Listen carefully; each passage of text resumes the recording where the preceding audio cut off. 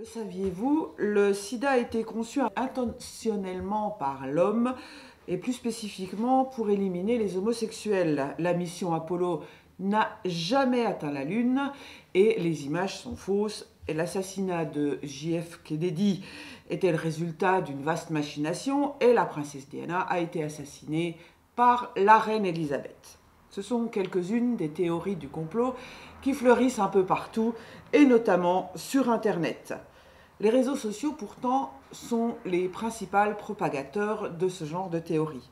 En France, 1 jeune sur 5 adhère à une théorie du complot. Elle s'appuie sur les raisonnements suivants. Rien n'arriverait par hasard.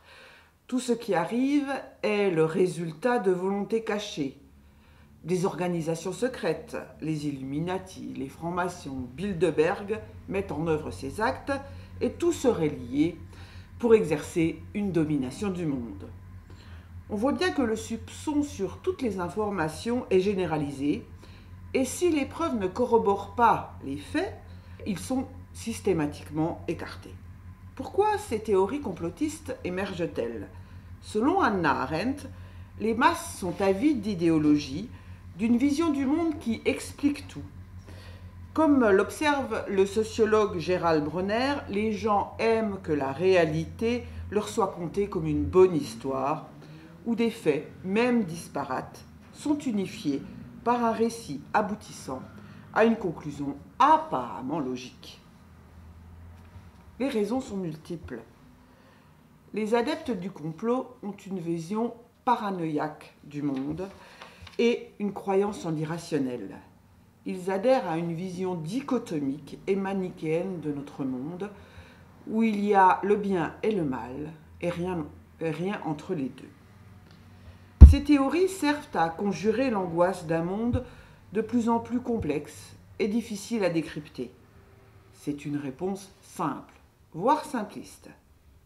En effet, soumis à l'incertitude, l'univers du complotiste a le mérite d'être simple. Chacun des événements ou phénomènes fâcheux que l'on dénonce, la guerre, le chômage, les attentats, l'assassinat d'une personnalité, aurait une cause unique, qui serait l'action volontaire d'un groupe dénoncé comme l'incarnation du mal. Le dénonciateur du complot se vit en héros, dans une vision romantique de lui-même. Il se valorise en pensant être un initié, un élu sachant, par rapport à la majorité d'entre nous, les stupides, les crédules. Et là, on voit bien qu'il y a corrélation entre les phénomènes sectaires et les phénomènes complotistes. Il y a nous et le reste du monde. Nous avons raison contre le reste du monde. Nous sommes des initiés. Ces théories, si elles peuvent paraître ridicules parfois, peuvent apporter une dérive violente. La radicalisation des jeunes par l'islam passe par des théories complotistes. Au départ, l'accroche se fait par des vidéos, font croire aux spectateurs qu'il vit dans un monde de mensonges et développe toute une fantasmagorie autour de cette fausse réalité. Comment les contrer? Il est difficile de lutter contre les rumeurs de complot. Ainsi, Targueïev écrit « Comment des individus dont les jugements sont prémédités par des schémas mentaux rigides peuvent-ils acquérir la capacité de changer d'opinion ?» La réponse pessimiste est qu'il est souvent trop tard. Pourtant, il est une stratégie préventive qui recueille l'assentiment général, développer la culture du doute, l'esprit critique. Malheureusement, tous s'accordent à dire qu'il faut le faire dès l'enfance pour avoir des chances de succès.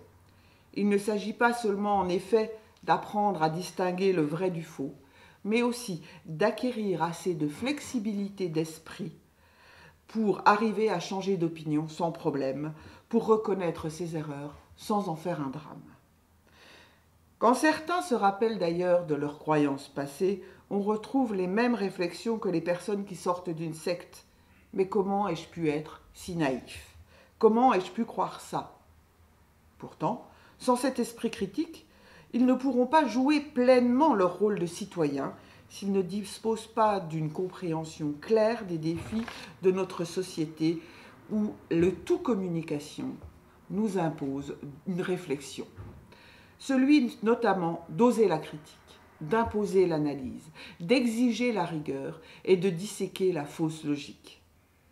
Nous risquons autrement de voir des jeunes suivre, sans les mettre en cause, les analyses les plus tordues, d'accepter les explications les plus obscures.